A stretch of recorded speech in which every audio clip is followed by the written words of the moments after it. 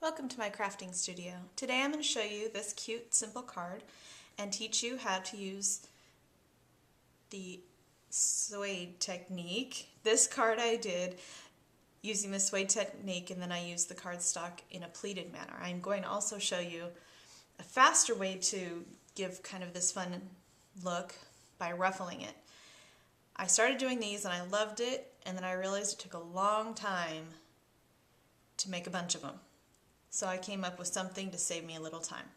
We're going to start with a piece of 4 1/4 by 11 craft cardstock, and then we're going to use the en français background stamp to stamp in chocolate chip down the edge. Ink up your stamp, leave it flat on your working surface, ink up your stamp, take your card and lay it down, and then you're going to swipe over it with your bone folder or even with your fist. If you put a piece of paper over it, you'll keep a clean fist.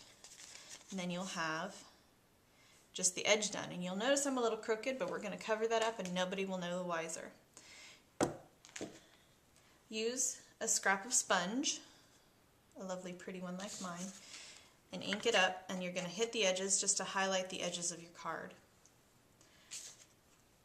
The part that's going to cover that up is a piece of chocolate chip that I've used in my embossing folder.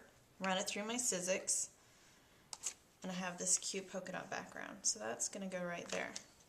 Let's show you how to make the faux suede technique. I have this piece of Regal Rose cardstock, and it's just cut in an 1 1/4 strip. Take your bone folder and work that cardstock. You're going to rub it backwards, forwards, different angles until you're broken apart those fibers. And you can see at the end of this one, I've worked a little bit before, you can see it kind of opening up here at the edge, right? So you take that and you peel it.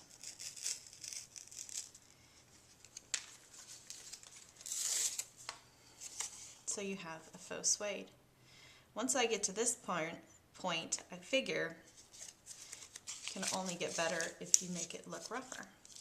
So I scramble my piece up, make it look kind of rough. Okay, watch for it. We're about to do the ruffle, and I'm sure you'll be amazed at this lovely technique.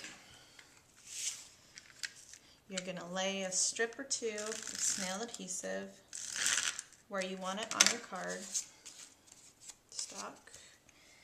Start by setting one piece down, and then you just start shoving this onto your glue.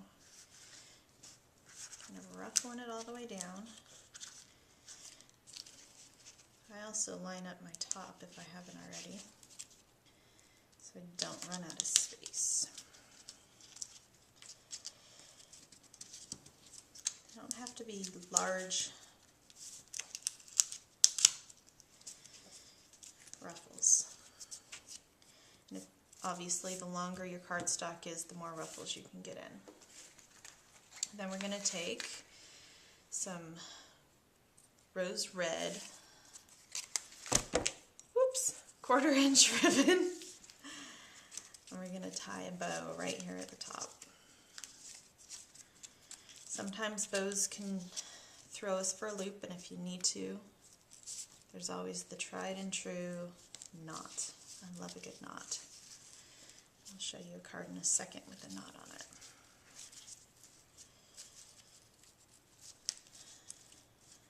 See, there's my pretty bow. Shh, don't tell anybody I can't tie a bow. Snip your ends.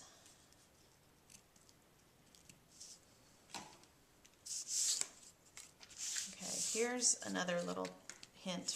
When you have this much texture on a piece you want to apply, you don't want to put the adhesive right on the back of that, because you're going to push down and squish some of your element.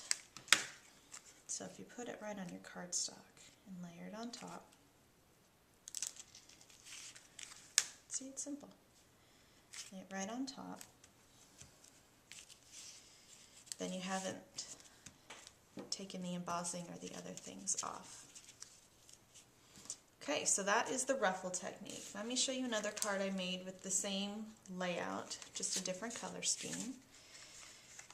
I love the pop color on the dark color. So this one I did the tried and true knot. And this one's with the Melon Mambo. And this is actually the Melon Mambo cardstock. When you open it up, see the back of it? It's a lot brighter, but when you open it up to do the suede technique, it's kind of a softer shade. Kind of fun. Thanks for joining me, and I hope you enjoy this technique.